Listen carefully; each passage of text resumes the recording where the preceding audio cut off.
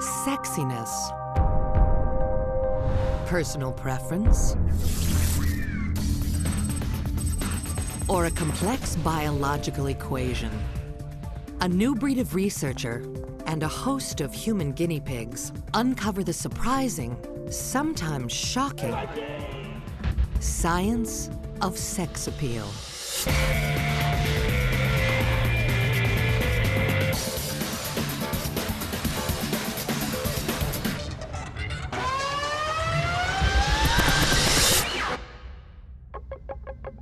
Each to his own, right?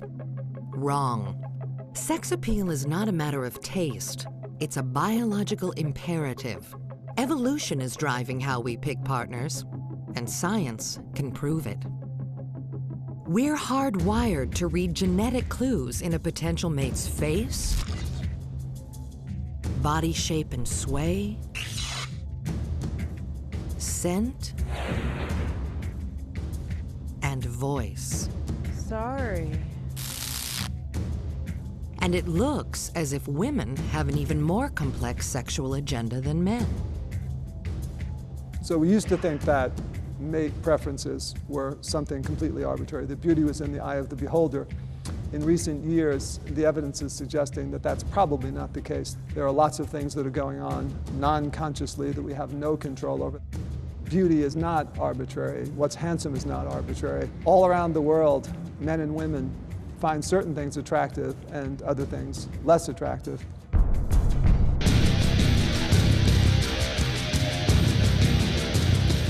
We all operate according to a genetic playbook. It tells us to couple with the hottest partner we can snag and makes us love being in love. Monogamy, even cheating, turn out to be programmed behavior. Everything is directed at passing on the best genes to our offspring and to giving those offspring the best shot at survival.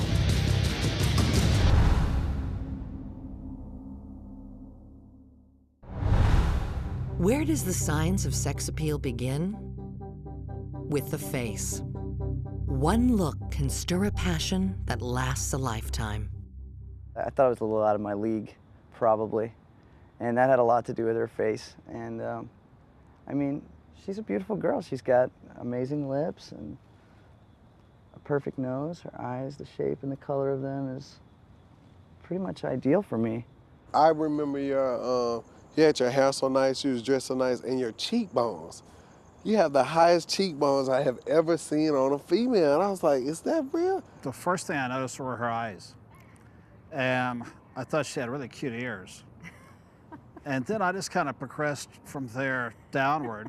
He had on really thick Coke bottle glasses, but I could see through that he had the most beautiful face and smile and big, huge brown eyes, and I just fell in love with just his whole little face. Across the centuries, certain faces have achieved immortality for their allure, their sexiness.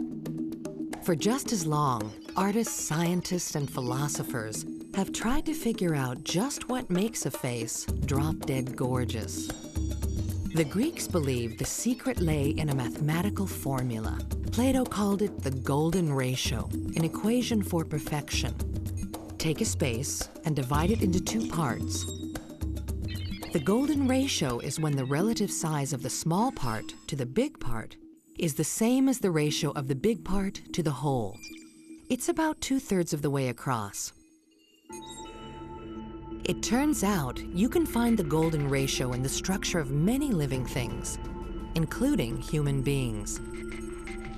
Many anatomical proportions in the hands, feet, arms, torso, and face come close to matching this mathematical balance. Kendra Schmid, a statistician at the University of Nebraska, uses the golden ratio to rate a face's sex appeal. We started with having people rate a series of images based on their attractiveness. We did find that some features are more important to attractiveness than others. The width of the eye being equal to the distance between the eyes, and the ratio of the mouth width to the nose width being equal to the golden ratio is important. All Kendra has to do is mark key points on someone's ears, eyes, nose, and mouth. And her software calculates how close that face comes to the golden ratio. If you look like Greta Garbo, you'll score a 6.5. 10 is perfection, but anything over 6 is attractive. Nefertiti gets a 6.8. This is a picture of a volunteer, and she scored about a 4.7, and that's a pretty average score. Over 7, and you're a knockout. And then Kirk Douglas, who's also about a 7. Kendra's program and the golden ratio make no distinctions between male and female beauty, but masculinity and femininity have a lot to do with what makes a face sexy. Psychologist Lisa DeBrine has spent years analyzing male and female faces. She works at the University of Aberdeen in Scotland in the foremost face research lab in the world. Like Kendra Schmid, Lisa breaks down the human face into its component parts: the eyes, nose, mouth, and skin. These are pictures of an average woman and an average man. They're made from averaging together 60 different student-aged Caucasian women or men. And they can show us what differences there are between male and female faces. The female faces have a slightly smaller jaw. It's less squared than the male jaw. And they have thinner brows than these thicker brows that men have. Men have a more sort of square hairline. But DeBrine doesn't just analyze faces, she creates new ones, taking real people, then exaggerating certain features. Here's an individual woman's face, and we can make her face more masculine. You can see her jaw getting slightly larger, her eyes seem to narrow, and the eyebrows come down. And you can see then, as we make her face more feminine, the jaw tends to get thinner, the eyebrows get thinner and come up. Which of these faces do you find more attractive? This one or this one? DeBrine tested the masculinized, feminized, and unaltered faces on numerous subjects. 81% of the men preferred the more feminine woman, and a majority of women preferred the manlier man. The differences between men's and women's faces are caused by the sex hormones. When children are young, boys' and girls' faces are really similar, but they start to change at puberty, and boys' faces, they get longer, the jaw gets bigger, the brows get heavier, and this is all due to the action of testosterone. A very masculine face in a man suggests that he has high testosterone, and a woman's face that's very feminine suggests that she has higher female hormones like progesterone and estrogen, and has a healthy reproductive system. Most of us seem to be drawn to members of the opposite sex who got a strong dose of sex hormones during puberty. These faces indicate good health and fertility. When we say someone looks attractive, what we're actually saying is that that person probably has good genes. That person is probably reproductively healthy. If I pair up with that individual and we have children, that those children will do quite well.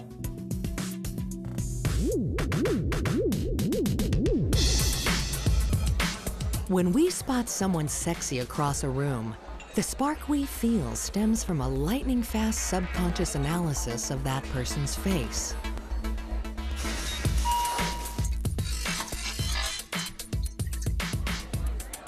But the brain does more than simply assess a potential partner's sex hormone levels. The face holds another major clue to genetic and physical health: symmetry. Imagine you could split your face in two and superimpose one side onto the other. Your eyes would line up evenly, your smile would be straight, and your nose, cheeks, and forehead would be perfectly balanced. The symmetry of our faces is determined by events that took place before we were even born. The human fetus is designed to grow in two equal parts around the central axis of the spine, but it doesn't always happen that way. Tiny genetic abnormalities, poor nutrition, even mild infections can slightly alter our facial design, leaving a permanent, if subtle, record. DeBrine devised an experiment to test the connection between symmetry and sex appeal.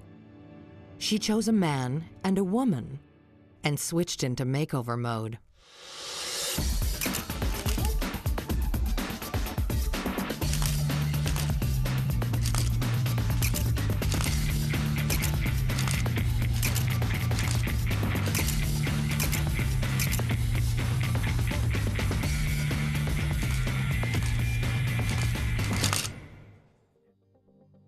I'm moving the approximately 200 different points into the landmark places so we can determine exactly where the asymmetries lie. Then I can calculate what's a symmetric shape for her face and warp it into that symmetric shape.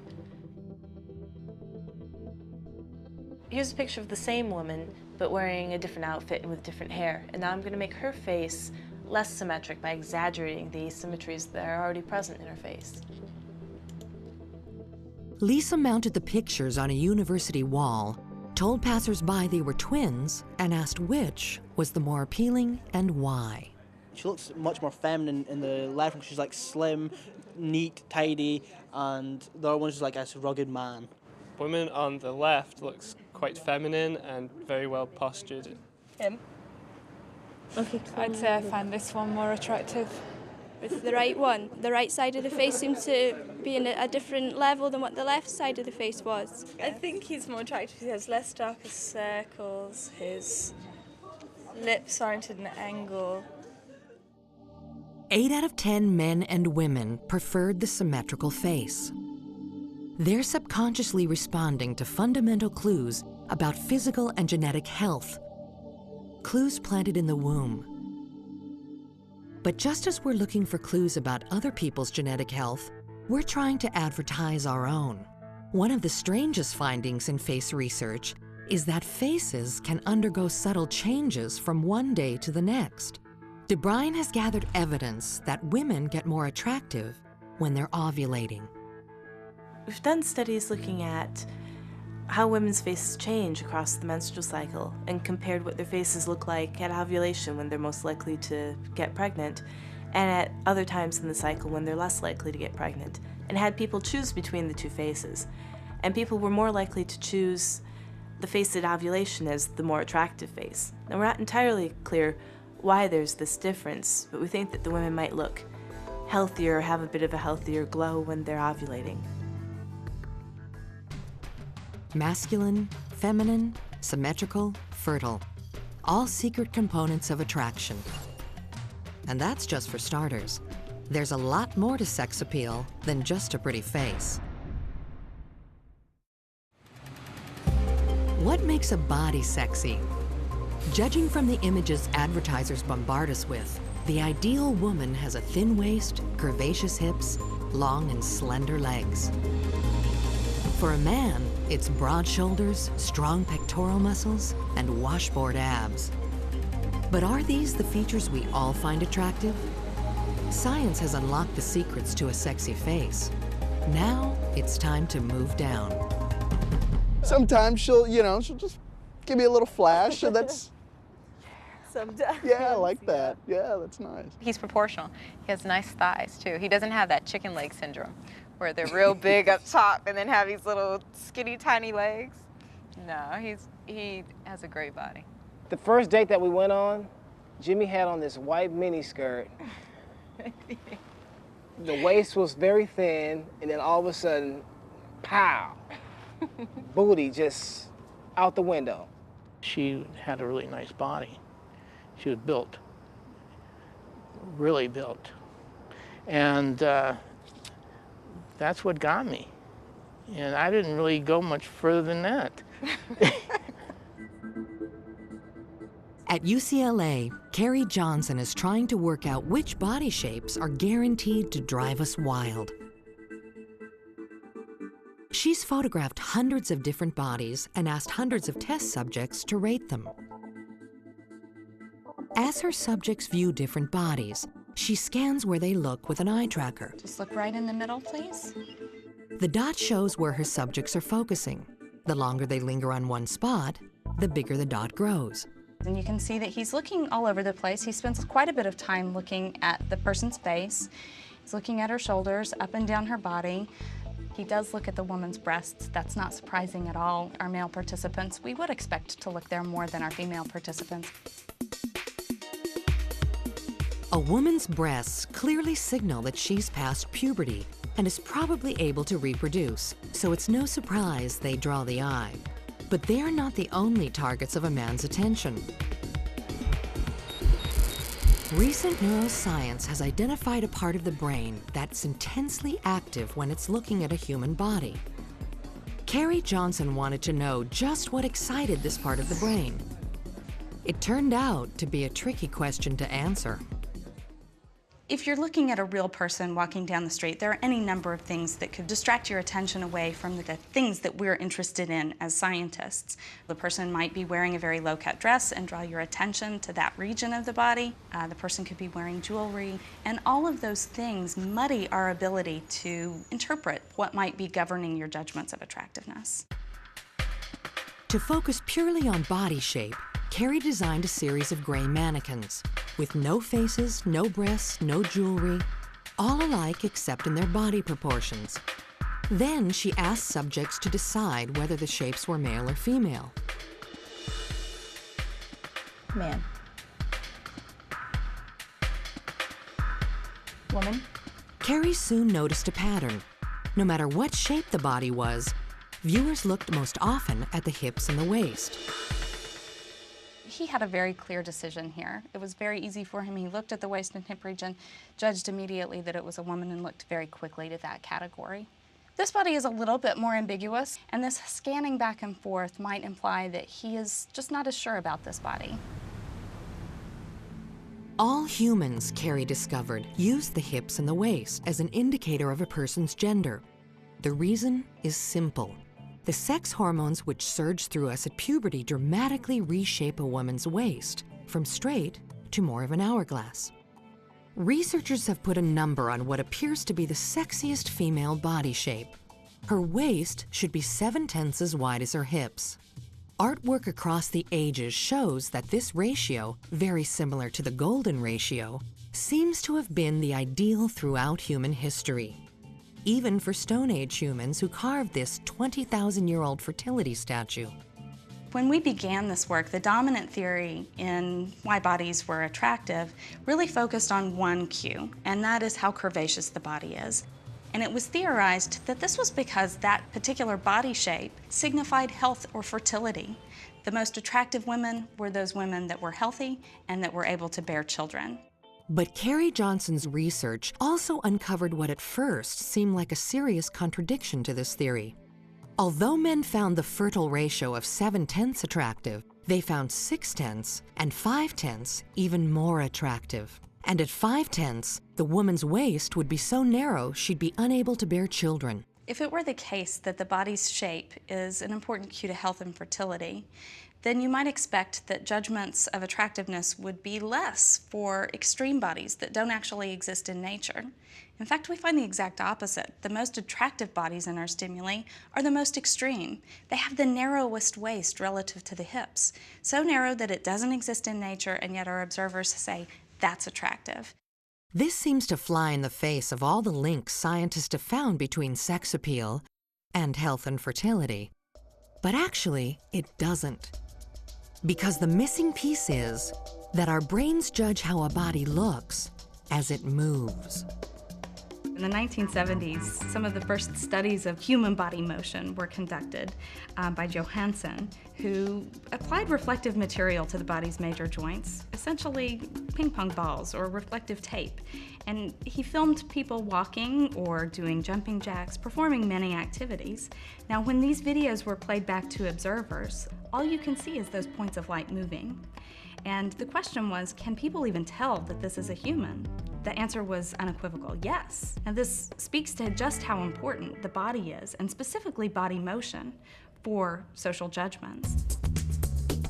So Carrie programmed a series of walks in her gray bodies, gave them a variety of waist sizes, and asked viewers to rate which combination was the sexiest. What we found when we looked at our participants' judgments is the bodies with kind of a straight torso walking with a masculine shoulder swagger were perceived to be attractive, and the bodies with an hourglass shape, who were walking with a lot of hip sway, were also judged to be attractive. Other combinations, not so attractive. Johnson seems to have uncovered a mental shortcut for reading cues of masculinity or femininity. In other words, we're lazy. Don't make me think too hard. Is this body worth mating with or not? What we think is going on is not really anything about health or fertility, but rather the combination of cues. This is an easy combination to understand. This is a masculine man. It's very easy for the person to process, and therefore it's very attractive. On the flip side, when you have a very feminine woman's body shape, it's very easy to process, and therefore it's more attractive to our observers. And what's true for the observer also seems to hold true for the observed. Carrie asked flesh and blood subjects to walk on a treadmill while she filmed them. She gave half of her subjects one explanation of what she was testing. What we're going to have you do today is find a comfortable walking speed here on the treadmill, and then we'll analyze your walk motion for its efficiency using a computer algorithm. Okay. And the other half, another. Then we'll video record your walking and show it to other people who will evaluate your sexual attractiveness. Okay. Carrie quickly noticed that the people who thought they were being rated for sexiness tended to exaggerate their movements, trying to look especially masculine or feminine. When we look at a woman, we expect her hips to be moving laterally a little bit more from side to side. When we're talking about a man's walk motion and a masculine walk motion, we're expecting his shoulders to swagger a little bit more. As well, the men might puff out their arms a little bit more to increase the visible size of their body.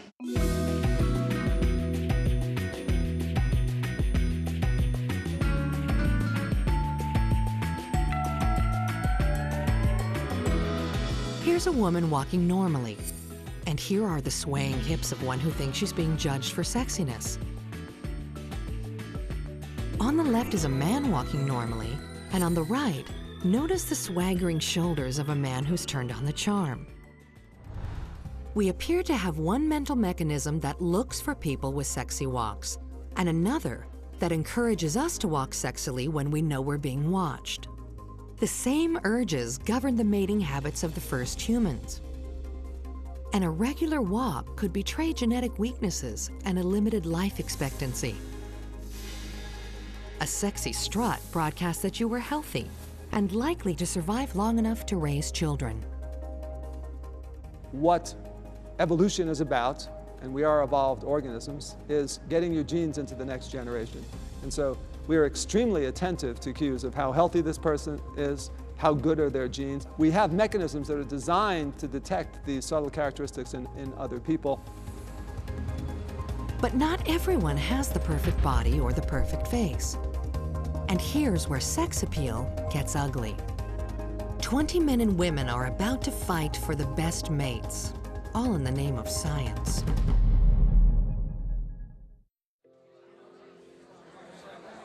Our brains work quickly to size up faces and bodies for attractiveness, secretly ranking potential partners, always on the hunt for the healthiest possible genes.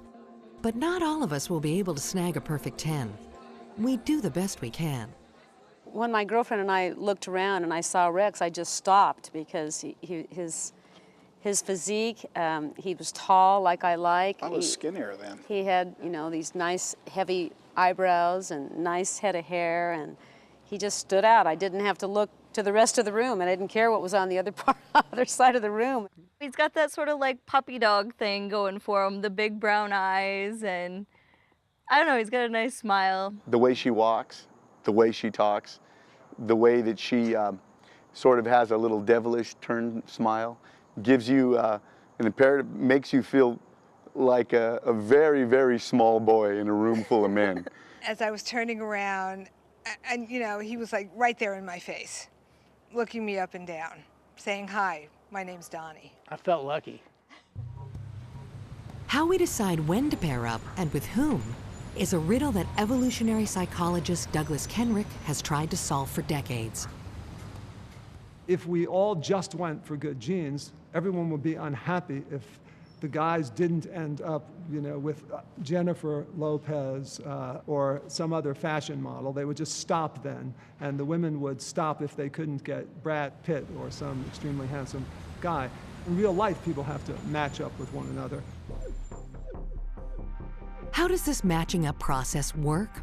To find out, Dr. Kenrick gathered 10 men and 10 women from a fairly average range of physical attractiveness and prepared to perform a few experiments in human social dynamics. First, he stripped away as many differences as possible between the guinea pigs by dressing them in identical and sexually neutral outfits. Okay, now you're going to play a sort of a mating game. You all have a number, as you can see. You can't see your own number, but you can see the other people's numbers. Offer your hand to someone, and if they accept it, then you've paired up and you walk back to the back. If the person does not accept your offer, then you'd move on and offer it to someone else. Again, the task being to try to get the highest number that you can, and realizing that you have a number on your own head that they are responding to as well.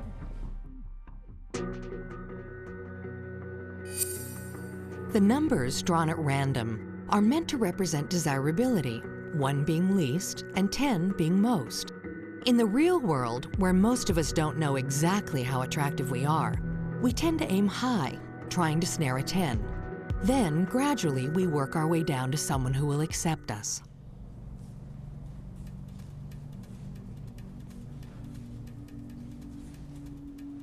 Some of the people are trying and not getting paired.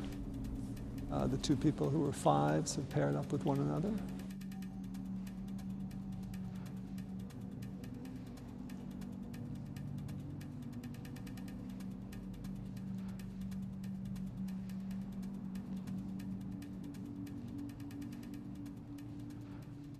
It wasn't like the 10s perfectly matched and the 1s perfectly matched, but you did get a correlation.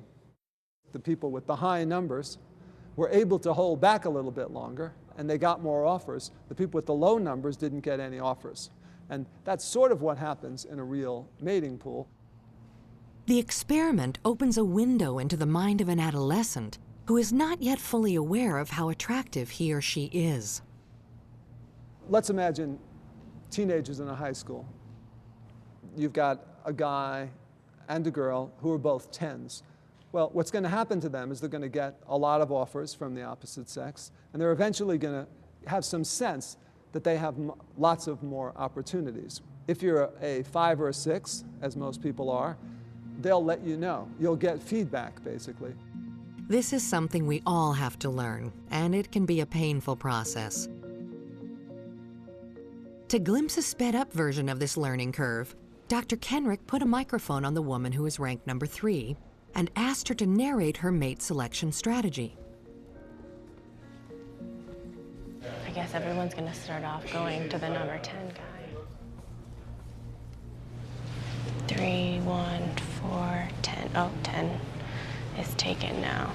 Nobody will make eye contact with me. I'm not really used to that. I like that one, yeah. But his number's too low. I can do better.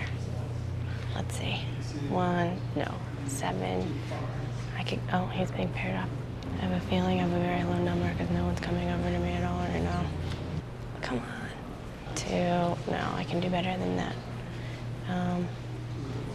We're running out of numbers. 1, 8. I guess this is all that's left. Okay, I'm stuck with 2.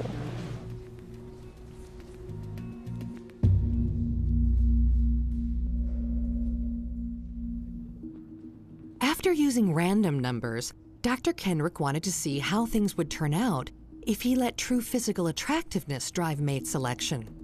When the volunteers first arrived, before the men and women met face to face, Kenrick had them rate each other's physical appearance on a scale of 1 to 10. He pooled the numbers for each person and came up with an attractiveness rating. Now it's time for the test subjects to try and reel in the most physically attractive person they can.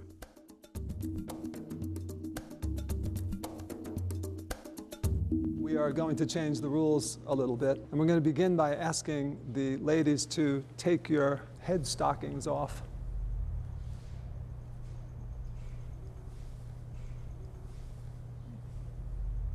Okay, now if the guys would all remove their head coverings.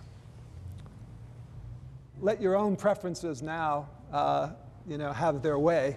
And again, keeping in mind the last game, try to get the person who you regard as the highest attractiveness in your opinion.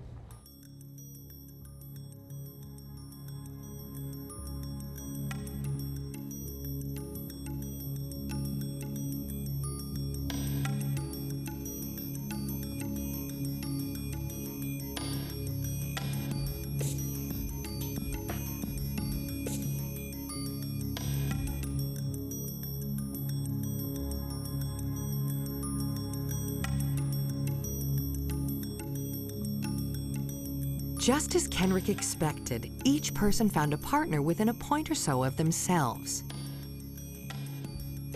So is it really the case that from the day we're born, the die is cast based purely on the way we look? Thankfully, no. Physical attraction is not the only criterion for choosing a mate. There's a lot more to sex appeal than meets the eye. I love red wine.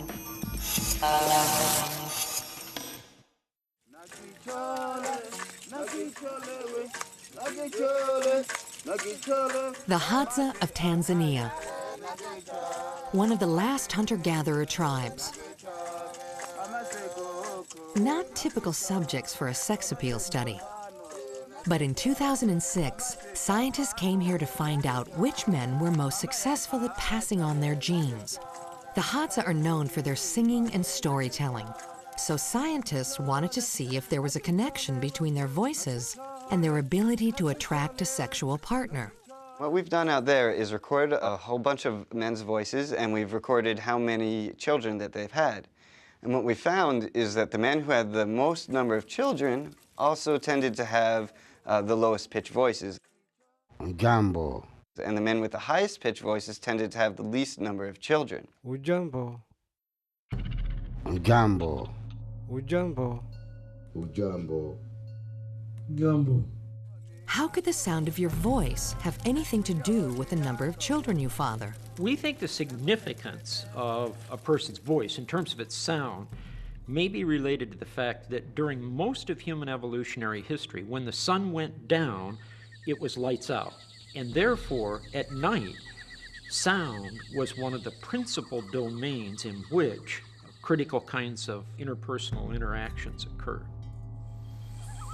At the forefront of these nocturnal interactions were seduction and sex. When a woman and a man out on a first date make small talk, a crucial internal antenna for sex appeal is hard at work. That antenna isn't focused on what they're saying, but on how they're saying it. I love red wine. I love red wine. Oh my God, his voice is awesomely sexy. Now, his voice can totally take your pants off. That's for sure. Her voice is, it's that perfectly rich mixture of femininity and clarity. I like a sweet voice, and she has a sweet voice. You definitely want to feel like, you're the girl, and if a guy talks maybe softer or sweeter than you, then you may sort of wonder about that. Dr. David Feinberg has been trying to discover what makes a voice attractive. There's a lot that we can tell from someone's voice, right, just from the first time we listen to them. We can sort of tell how old somebody is from the sound of their voice. We can tell what sort of emotional state they're in. But one of the more interesting things that we've been looking at in our research is whether you can tell how attractive somebody is from their voice. Feinberg asked male and female students to rate a variety of opposite-sex voices for sex appeal.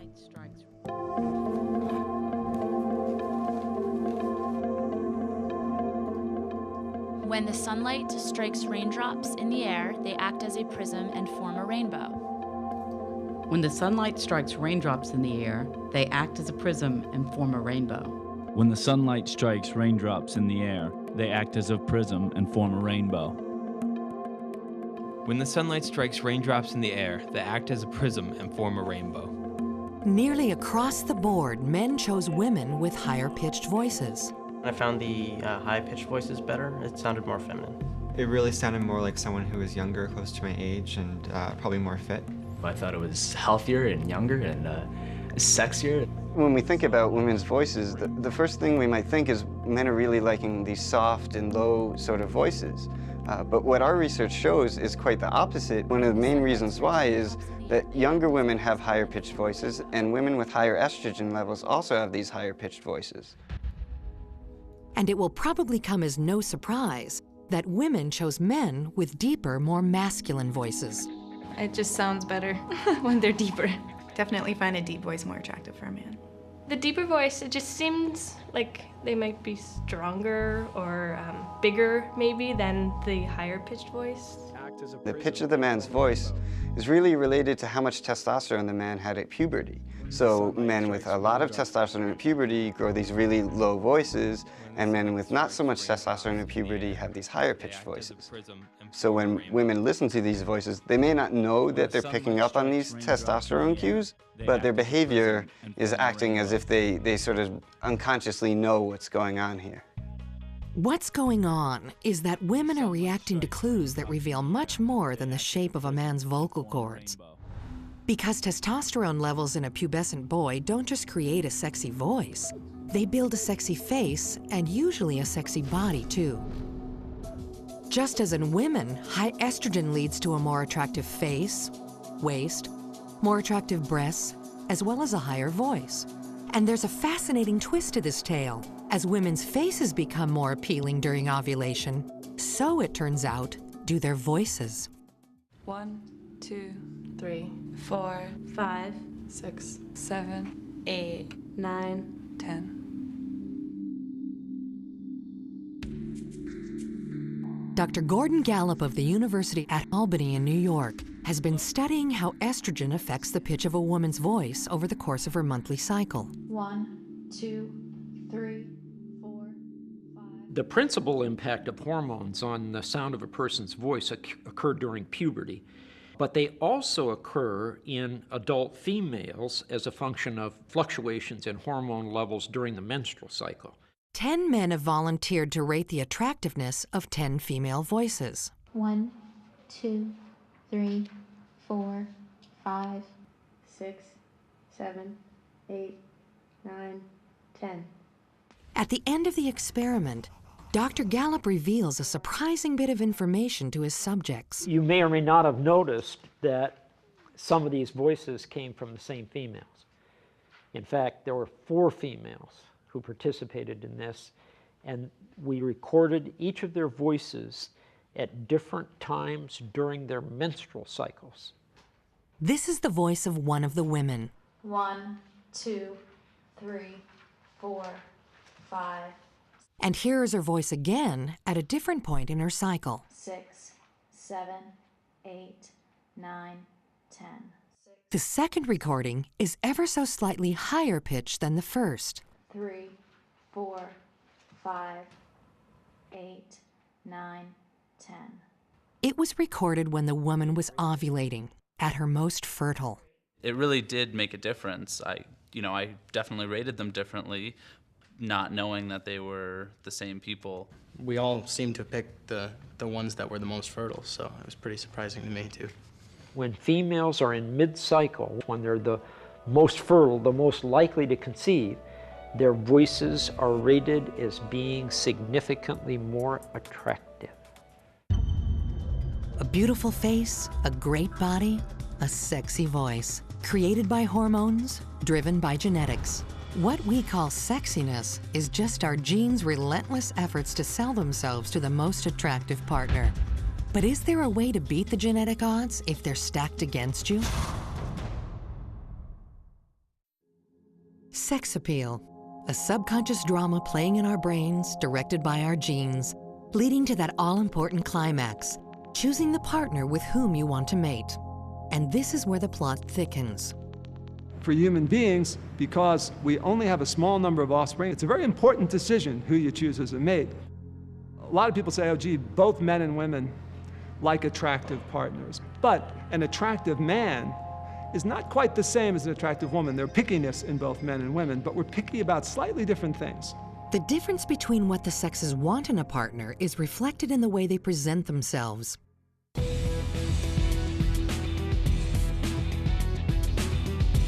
Women are the fairer, more ornamented sex, but in the animal kingdom, it's different. Males have developed elaborate adornments to attract the attention of would-be mates. Male peacocks have eye-catching feathers. There's the bold mane of a dominant lion. Human males don't sport such obvious anatomical adornments, but there's one thing they do have. Toys. A car says a lot about you. It makes you look more stable. It makes you look better. It attracts more. It brings those eyes from the ladies. I mean, that's what it is. A car, in a way, makes you. Because what you drive is what you are. So human beings, as typical mammals, the selectiveness of females for dominant males leads to competition amongst males. It leads to various kinds of showing off.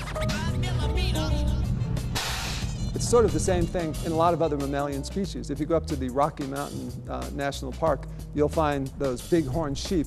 The males arrive before the females do, and they butt their heads against one another. The females don't even care to watch the competition. What the females want to know is who won.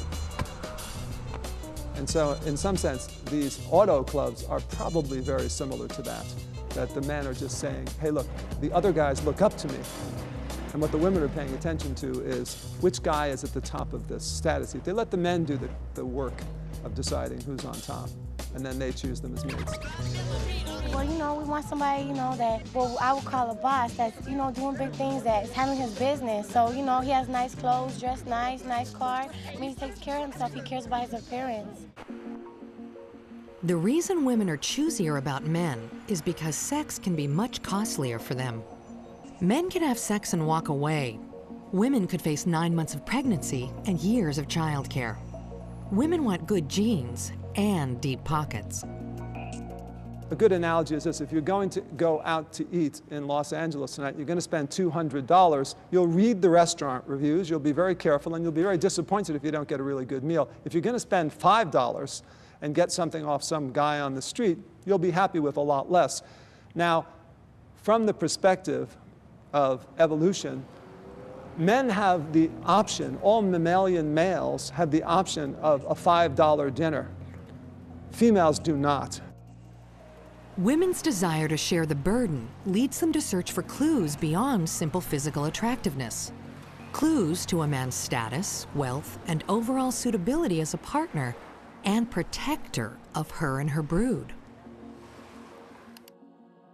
Researchers in Austria have shown that women can actually change their perception of a man based on the car he drives.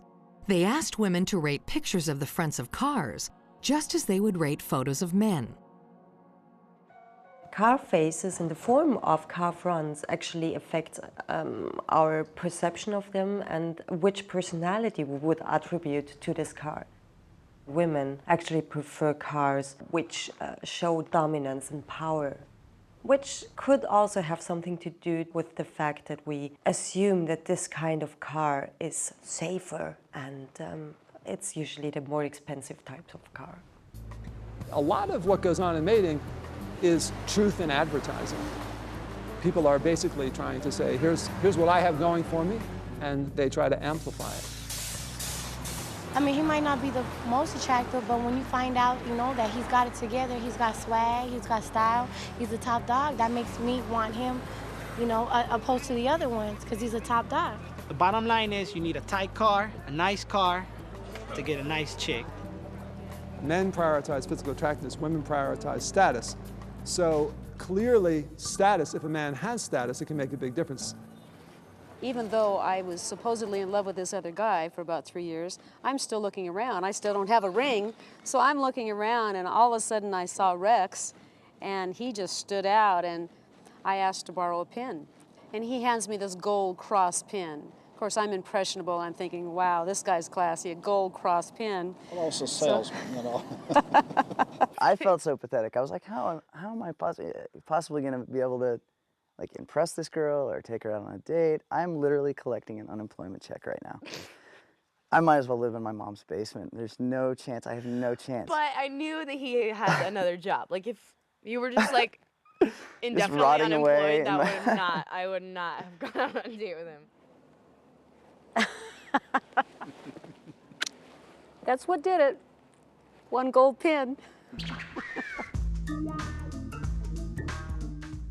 Human reproduction is not just about sex, okay? Choosing a partner is a small part of the game. You then have to keep that partner.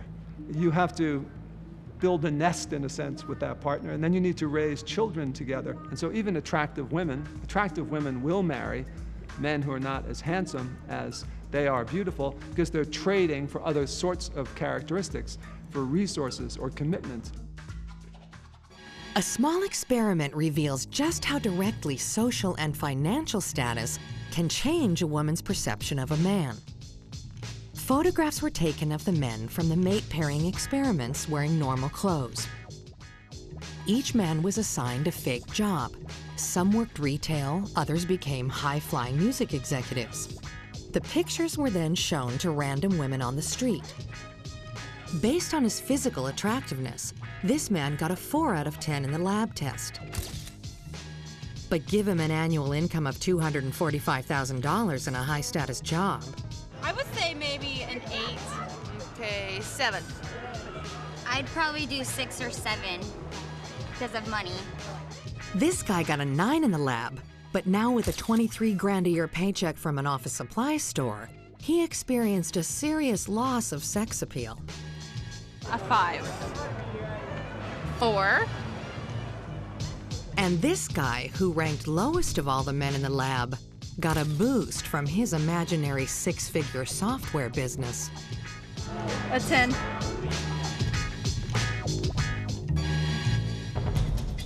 While men may be happy with a great face and a sexy body, women are turned on by both health and wealth. But this is not the only difference between the sexes. Female choosiness goes much deeper and relies on a sexual radar that no man can detect.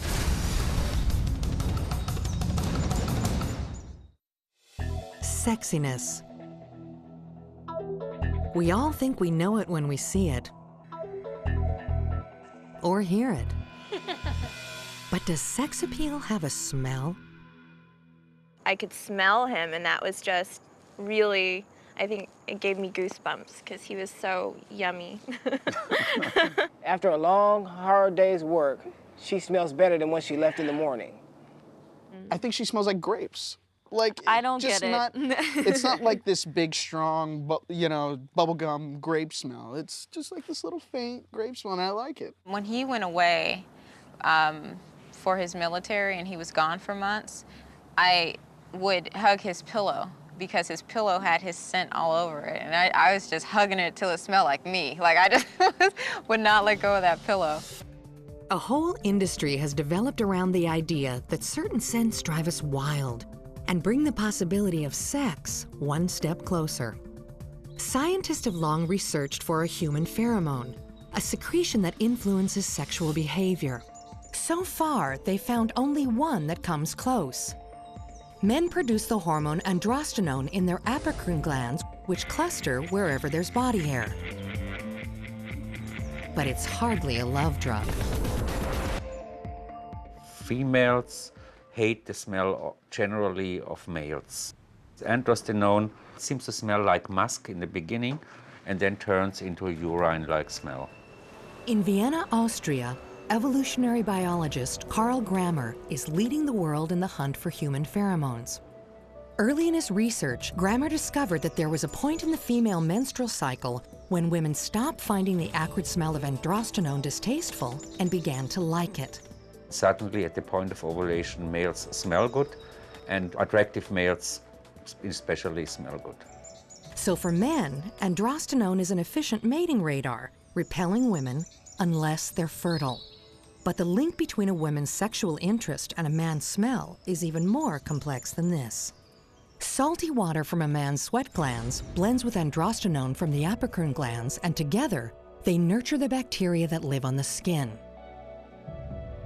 It's a microscopic breeding ground that gives every man a unique smell. A smell that women are sharply attuned to. Elisabeth Obersalcher, a member of Grammer's team, has found the perfect way to capture eau de man.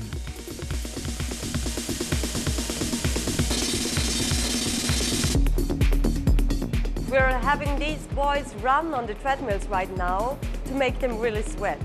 We want to find out whether there is a specific preference for the odor of one guy, which is the same for all the girls, or whether it's a sort of matching system where one girl prefers the odor of one guy and the other girl might prefer some typically different odor. The men leave a sweaty fingerprint on their t-shirts, one that tells a woman more about them than they would ever guess. Odor, for me, is a very interesting signal because it affects us on a very subconscious level. So we cannot really consciously interfere with what odors do to us, how we perceive them and so on. In our brain, the processing of odors is very closely related to emotional responses. Not only emotional responses, but genetic ones. There's an intimate connection between how we smell and what's called the major histocompatibility complex, or MHC. MHC is a section of our DNA that determines which diseases our immune system is equipped to fight. There are about 100 genes within this region, each with many different variants. No two people have the same MHC combination, and no two people smell the same. We don't really know so far how our immune systems get into our body odor, but there is scientific evidence that they are linked. Our immune system actually determines which bacteria can live on our skin, and the bacteria is actually what makes our sweat smell. So how do women react to men's sweaty t-shirts? The basic answer is not too surprising. Unfortunately, the most of these smells are not very sexy. And sometimes it's very hard to smell the differences between them. Yeah. But not all women feel the same way. There was one smell I didn't find that unattractive. It was mild and not so much intense, and I wasn't disappointed about that. That one of our women liked one of those odors very much might have two reasons. First of all, she was in her fertile window, means, the general dislike of male odors was reduced. And the second reason would be that her MHC, her immune genes, were obviously quite well matched to his. Obersalcher and Grammer found that women only liked a man's smell if two conditions were met. First, the woman had to be within a day or two of ovulation. Second, the MHC genes of the man had to be significantly different from their own. This result has now been reproduced across the world, including in Marty Hazelton's lab at UCLA. What people prefer is body scents that are different from their own. So you get one set of genes from each of your parents. If you get different genes from each of your parents, it's thought that you have superior immunity than if you get the same MHC genes from each of your parents.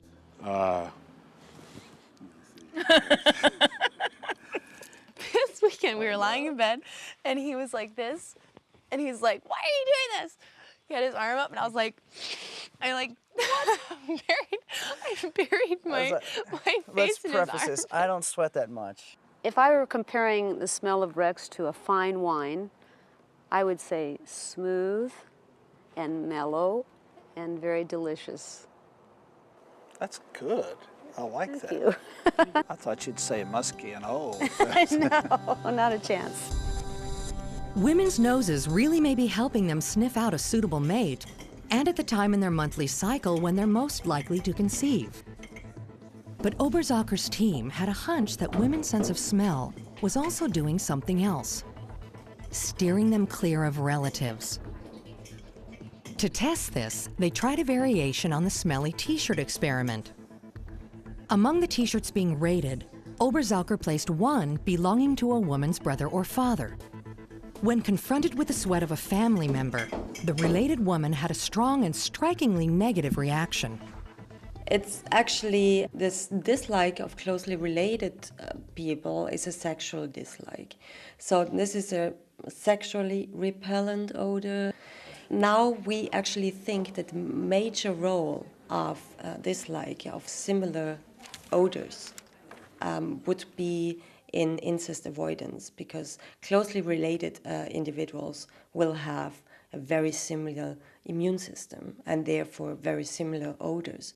Incest is a social taboo because it's a biological time bomb, leaving offspring with highly vulnerable immune systems. No wonder nature placed incest avoidance in the hands of a sense so deep that we're barely conscious of it. Evolutionary scientists believe early humans relied on the sense of smell much more than we do today. In ancestral environments, there's a lot of uncertainty about just how closely related you are to others. If people are living in groups where there are extended kin, then you could be fairly closely related to individuals who aren't even called your siblings. So detecting kin was not quite so trivial as just listening to who gets called your brother or your sister. How is it that people detect this information? It turns out that it's through body scent. Women navigate the dangerous waters of sexual reproduction, guided by male body odor. Smell steers women away from genetically unsuitable partners and towards ones who will give them healthy kids. Man's smell generally repels, but the scent of a woman is something completely different. It has a secret and shocking role in sex appeal. When men are exposed to vaginal secretions of women, they will lose actually the ability to distinguish between an attractive and a less attractive woman. Men and women on the prowl play a game of cat and mouse, sizing up each other's sex appeal while trying to promote their own. The more common name for this game? Flirting.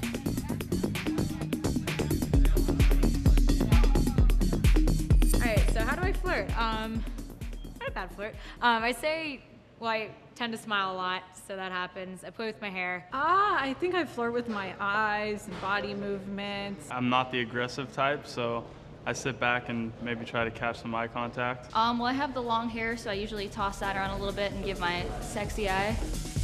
It's a game we instinctively know how to play.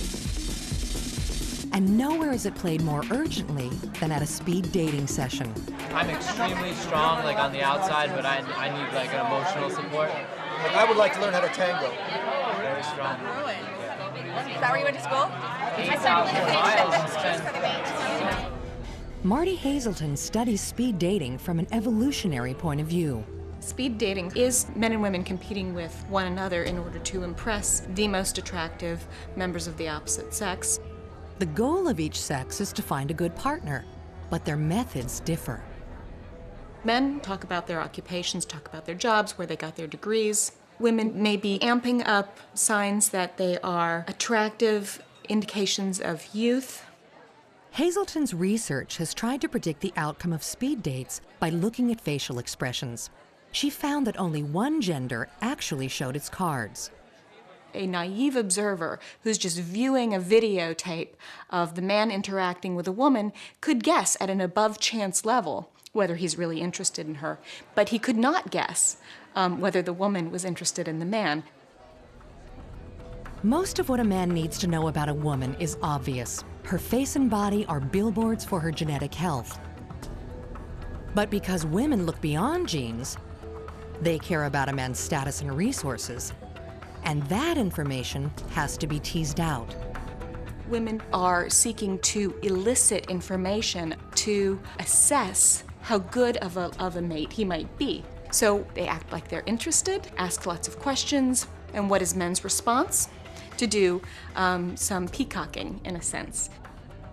We've all seen it happen. Men think women are into them, and they're usually wrong. Yeah, I'd probably do it again. It was a fun experience. It was amazing. It was amazing. The ladies are good. I don't know if I will be doing this again. But it turns out men can't be blamed for thinking they're God's gift to women. You ask a man to assess her level of sexual interest, and he will tend to rate it on the medium to high side. You ask a woman to assess the level of sexual interest, and she'll assess it on the medium to low side. The evolutionary explanation for this is that for men, underestimating a woman's sexual interest, that actually could result in a missed reproductive opportunity, which had huge costs in the evolutionary currency of reproduction. Better for a guy to try and fail than not try at all. But men's relentless efforts to pick up women may not actually be their fault. More than a decade ago, primatologists discovered that male monkeys pay no attention to sterile females in mating season. But if those females were smeared with sexual secretions from fertile females, males suddenly went crazy for them. The secretions had a specific odor and chemical makeup. Scientists gave them a catchy name: copulins. Women produce similar secretions when they're ovulating. Are copulins another hidden weapon in women's armory of attraction? The odor is not very pleasant. It's rather like butter gone off.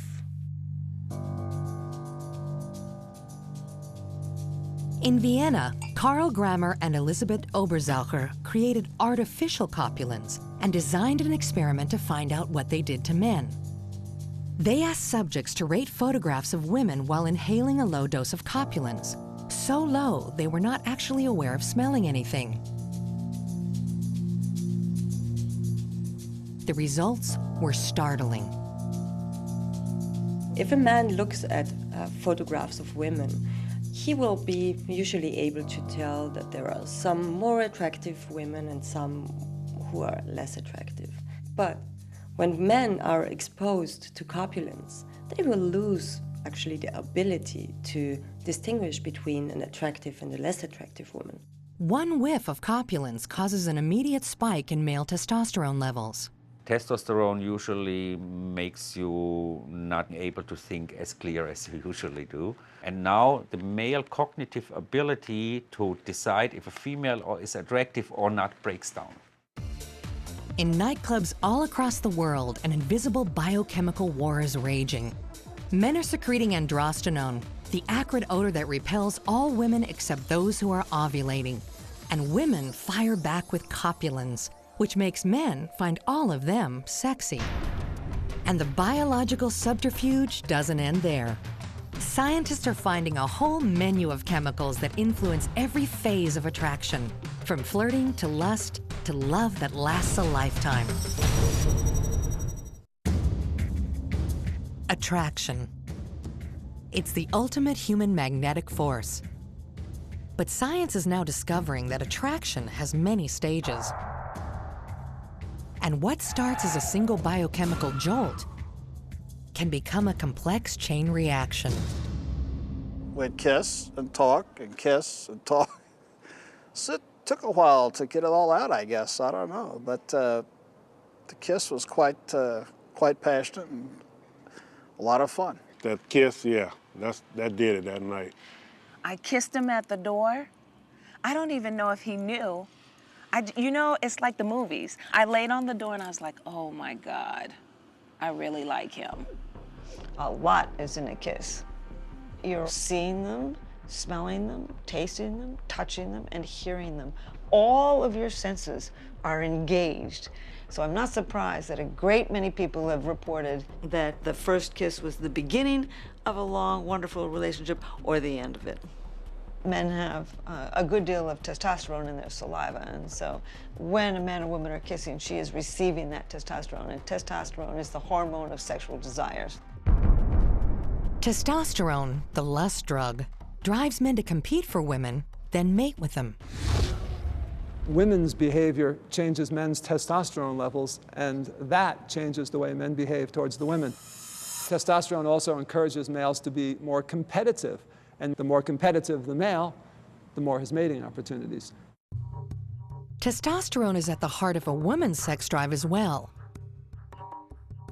But this lust drug will only get you into the sack The feelings that keep you there stem from another chemical, dopamine.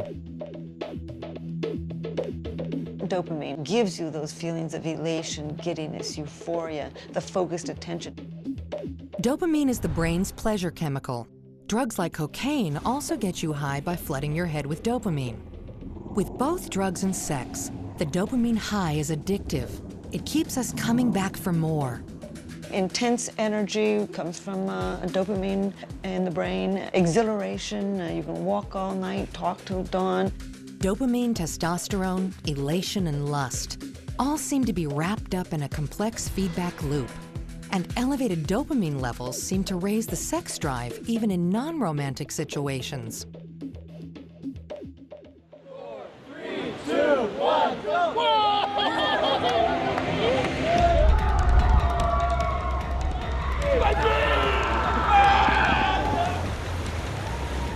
Thrill sports like bungee jumping deliver a huge dopamine rush. In the experiment to see how status affected men's sex appeal, several women rated this man's photo. 5, 4, 4. How do you think a group of women who've just done a bungee jump will rate him? 6, 7, 9. I was just so excited, and the only person I could think of was my boyfriend. And when I saw him, he was really the only one I could see, and he looked amazing to me. All it takes is a shot of dopamine to the brain to put us in the mood. And then having sex makes us want more. Sure, if you feel euphoria, you want to experience it again. You go back for it. You can become addicted to it. You look for it again. You work for it. If testosterone triggers our sex drive and dopamine makes us addicted to the pleasure of sex, is there a chemical responsible for falling in love? In 2004, Dr. Lucy Brown and Dr. Helen Fisher began scanning the brains of young couples to see if they could detect physical evidence of love. Well, first of all, Julia, thank you. I'm always, we're doing this brain scanning, and we're scanning people who've just fallen madly in love. And how long have you been in love? 2 years and 8. When I set out originally, I was absolutely convinced that there would be a brain system associated with intense romantic love. It's too strong, it's too obvious. The poetry, the songs, the novels, the stories, the myths, the legends. It had to be a very basic brain system that evolved for a very important reason. And so I was pretty convinced we would find the brain in love. They put test subjects inside an MRI scanner and had them look at 2 photos. One of their significant other and one of a casual acquaintance. We wanted to find the part of the brain that was specific to looking at the beloved. So not just the visual system, there are face areas in the brain, there are all kinds of areas. What would be specific only to the beloved? The first thing Brown and Fisher noticed when the subjects looked at their significant others was activity in a part of the brain called the ventral tegmental area. This is where dopamine is made. That wasn't all they saw. They also found activity in an entirely different region, a primitive part of the brain called the caudate nucleus. It's where many factors from our past experience and present environment combine with dopamine to produce an experience. This is the brain system that gets galvanized when you want something, when you crave something, when you focus on something, when you try to win something. The mental difference between lust and love boils down to this one structure in the brain. Lust is a thrill-seeker's high, one that fades with time.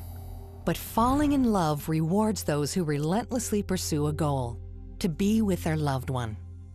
You can feel the sex drive for somebody and not be in love with them. And you can be in love with somebody and never have had sex with them. So they are different brain systems. This evolutionary drive to both seek and stay with a partner is rare in the animal kingdom. Only 3% of mammals do it. Why do we form pair bonds? Around the world, men and women pair up to rear their young. And in fact, this is extremely uncommon among our mammalian relatives. Fisher believes that the roots of love may be linked to the one thing that separates us from our primate cousins, standing on 2 feet. With the beginning of walking, women began to have to carry their babies in their arms instead of on their backs. And I don't see how a woman could have carried the equivalent of a 20-pound bowling ball in one arm and sticks and stones in the other arm and protected herself. So she began to need a mate to help her rear her young. Pair bonding became essential to females and suitable to males, and we evolved this brain system for attachment, that brain system associated with human love. Desire, lust, and love. A chemical roller coaster deep inside our brains. But the ride doesn't end there. Chemistry brings us together. A startling new finding suggests it also drives us apart.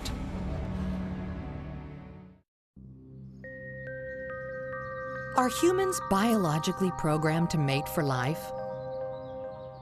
Most religions and cultures urge us to. But is that what evolution has in mind? Human beings can play more than one mating strategy. Okay? It isn't like we have rigidly one kind of mating instinct. Human beings may choose to mate in a monogamous fashion, one man, one woman, and they may stick together with that person. Or they may choose a different sort of a strategy, which is more like other mammals do, which evolutionary psychologists call an unrestricted strategy, in which people don't commit to one another. And you've got multiple sexual partners. It's long been thought that males are the more promiscuous sex, that they're the ones who play the field.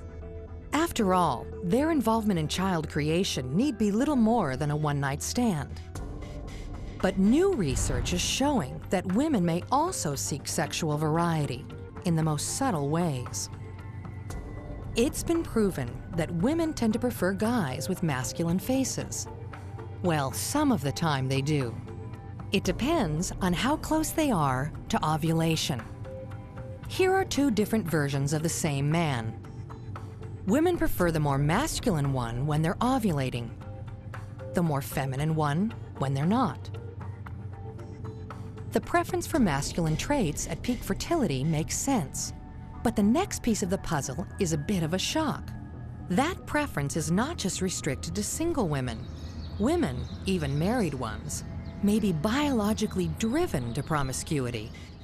So a woman might choose as a long-term mate a partner who possesses good dad traits, kind, willing to provide for a woman and her offspring. Then, under certain circumstances, engage in unfaithful behavior in order to gain access to those sexy traits, those traits that are indicators of good genes that she could then pass on to offspring. When would this be for a woman? Well, first of all, when her long-term partner doesn't possess those traits. And secondly, during the narrow window within the reproductive cycle during which she could become pregnant. It doesn't make sense for a woman to engage in unfaithful behavior if she has no chance of conceiving an offspring. In Vienna, Karl Grammer's team has made an important breakthrough in the scientific study of infidelity. Research has shown that when women expose their flesh and make exaggerated body movements, it causes male testosterone levels to rise. Grammer wanted to see if women amped up their flirtation techniques when they were ovulating. So he set up a mobile laboratory in one of Vienna's night spots.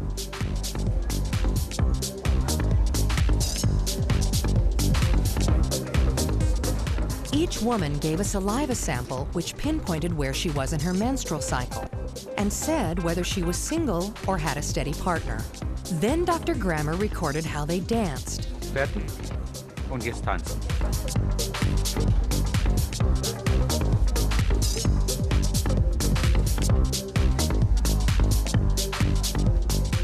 And photographed how much bare skin they were showing.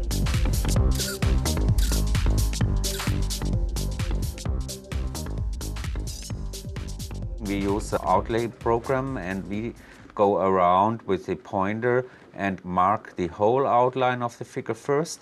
Then we measure the amount of pixels. These are 40,000 pixels in there. And the second step is then to mark only the skin. So now we have the skin only, and we have a percentage measure of the skin shown. We have 11,000 pixels. She is showing 25%, enough for a very cold autumn evening. We have a digital movie now, and what we basically do is we try to identify regions in the film where motion occurred. So there are little arrows which depict the motion, the direction of the motion, and the amount of the motion. When they added up how much women moved when dancing and the amount of skin they exposed, and compared it to the women's questionnaires, they reached a stunning but consistent conclusion. Actually, we found something quite shocking in our research. Those women who actually had a long-term partner but went out with a friend, not with their partner, were those who sent the most sexual signals. So who exposed most of their skin and moved most attractive. Women who were ovulating were more flirtatious. Not only that, women who were ovulating and had a steady partner were the most flirtatious of all. Women provoke competition by going out on their fertile days, having their long-term partner at home, and sending sexual signals, and then, yes, maybe do some double mating or whatever. Infidelity is not solely men's territory. Women also have adaptations that can lead them to stray from their long-term mates. Helen Fisher studied couples around the world to see how long they stayed together. She discovered a dramatic spike in breakups around 4 years into a relationship. I've taken a look at divorce in 58 societies, and I've looked at adultery in 42 societies, and I've looked at pair bonding in cultures around the world. And as it turns out, I think we've evolved what I call a dual reproductive strategy, a tremendous drive to have sex, fall in love, form a pair bond, and raise your children as a team, pair bonding. And I think we also have a tendency to stray. Has evolution programmed us to stay in love just long enough to raise a child to the point where one parent can care for it alone? Does lifelong love have any role in the biology of sex? If men and women are fundamentally built to stray, is there any hope for love? Biology and evolution seem to say no, but there's evidence all around us that humans can and do mate for life. And many of us are very happy. Love is so many different things to so many different people. The spiritual aspect of love is absolutely thrilling. The memories are thrilling. Looking at your own children growing up is thrilling. This can happen to you at any time in your life. It only takes one night of passion for genes to pass into the next generation. But humans are special in the animal kingdom. We form long-term bonds. Human reproduction is not just about sex, okay? Choosing a partner is a small part of the game. You then have to keep that partner. You have to build a nest, in a sense, with that partner, and then you need to raise children together. You need cooperative alliances with other people. If the chemistry of passion and love can only reliably keep a couple together for a few years, what keeps some people attached for a decade or more? Enough for children not only to survive, but prosper. The answer comes from another monogamous animal. 90% of North American prairie voles spend their entire adult lives with one partner. When scientists looked in the brains of monogamous male voles, they found high levels of a hormone called vasopressin. But when they scanned the brains of promiscuous male voles, the vasopressin levels were drastically lower. So is there a monogamy hormone at work in men, too? It seems so. We've always known about vasopressin as a hormone that was important for kidney function and important for water retention. This has been a big surprise that it may play such a role in pair bonding and in social relationships. And much like vasopressin in men, high levels of a closely related hormone called oxytocin seem to be present in the brains of monogamous women. You have ups and downs, and it's just one of the things where you try to not get stupid all the time and do stupid things. Hard for him. And, well... You know, when I'm away and I come home and I open the garage door and I see his car in there, I just feel warm all over after 25 years. She really made me a better man, though, for real. And I'll always love her for that. Over the past decade, Helen Fisher and Lucy Brown have studied thousands of people in lust and in the early stages of love. Their latest experiment? Scanning the brains of those who have been in love for longer than 10 years. They wanted to see if the MRIs of these people's brains showed similar activity to those who had just fallen in love. Does the mental chemistry of love endure, fade, or change? I think that we've evolved 3 distinctly different brain systems for love. One is the sex drive, the craving for sexual gratification associated with testosterone in both men and women. The other is romantic love, that elation, the focused attention, the obsessive thinking of early love. And the third is attachment, that sense of calm and security you can feel for a long-term partner. So after we finish up, do you want to go to lunch? Sure. Okay.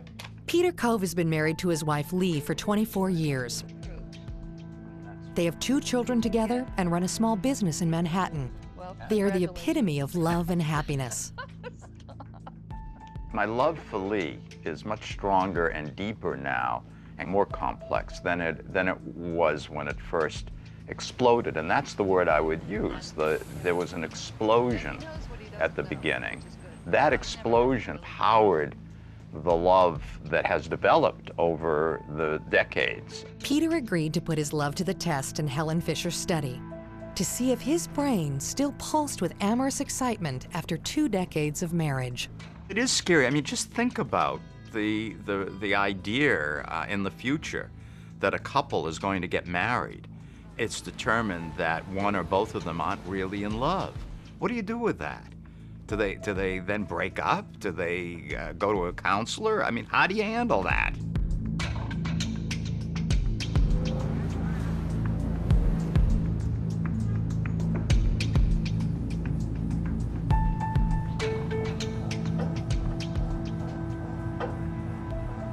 He's first going to see the picture of Lee, his wife, for 30 seconds. Then there's the countdown, counting backwards from a big number. And that's to change his thinking, get rid of all the thoughts about his wife. And then we're going to show him the picture of his friend. The scans show clear activity in Peter's caudate nucleus, the area that lights up when people fall in love. But they also show activity elsewhere in the brain. Come on over. Oh, let me take a look. Been waiting a long time for Yeah. this. This one here, you see that little red dot right there? That is your ventral tegmental area, that little factory near the base of the brain that pumps out dopamine and then gives you those feelings of elation and euphoria and the craving for her. Is that the same area when you first fall in love? Yes. It is, and that's exactly what we were hoping for. We were really hoping that you would have activity in exactly the same brain region that becomes active when you first fall in love. Long-term lovers seem to have found a way to keep their dopamine-driven lust centers active. You see, that, any kind of novelty drives up dopamine. If I bring people into her life, it just we bring new ideas. We wake up in the morning, say, "Have you thought of this? Do we think of that?" And also, we work together. Yeah, that's... so there's this constant refueling of both parts, and a growing and a challenging. We challenge each other. The news is that you can remain in love with a long-term partner that you feel deeply attached to, something that most people around the world don't believe can happen. You can sustain intense romantic love, and Peter is a beautiful example of that. Is this all sex appeal boils down to? Hormones clustering in corners of our brains, ebbing and flowing with time? Is passion nothing more than a subconscious hunt for disease-resistant genes? Do we have any choice in who we love?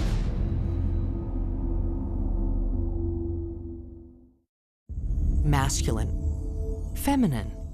Over millions of years of evolution, our senses have become incredibly attuned to every single aspect of sex appeal. A man and a woman spy each other across a crowded room. He sees in her things that are cues of her age, whether she's youthful or not, things about the way that people adorn their bodies. For a woman, it's the same way. How facially masculine is he? Things about social class. All of these things combine in a fairly complex way, but human psychology possesses such a keen ability to extract those cues and from them to make guesses about a person's suitability as a mate. Our brains take us on a relentless search for the perfect genetic match. We decode faces, bodies, voices, 1, 2, 3, and smells. The chemicals of desire may lead to sex, and lust may turn to love. Sex appeal is a combination of primal genetic and chemical forces drawing us toward healthy partners. But completing the evolutionary cycle, raising children until they too are sexually mature, takes something much more than hormones, something uniquely human. The ultimate evolutionary goal is still the same thing. It's to replicate your genes. You do that in different ways at different phases of your life. And that often involves making a choice and staying with the same partner, as many human beings do. People often wonder whether they are controlled by their genes, whether we're just hormones and chemistry on feet. Absolutely not. You make decisions with your life. That's why we evolved this giant brain, in order to make decisions. People say no to alcohol, they say no to gambling, they say no to drugs, they say, yes, I'm going to work harder, yes, I'm going to stay in this relationship.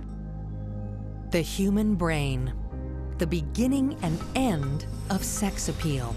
First, it drives us subconsciously toward the best possible mates. It buzzes with chemicals as we fall in love. And then, year after year, the conscious mind resolves arguments, says sorry, keeps us together so that our children can grow and begin the cycle of evolution again. It's a decision. People have to decide if they want to be with that person. And when they make that decision, then everything else starts to fall in place. And you don't take each other for granted. Marriage is definitely work and a journey. It's not an overnight success thing. You got to work at it. It's the family that you pick. I mean, you don't have any choice of your own family. You're born into it. But you do have, hopefully in most cases, a choice of who to be with once you've become an adult. Yes. I love you. I love you too.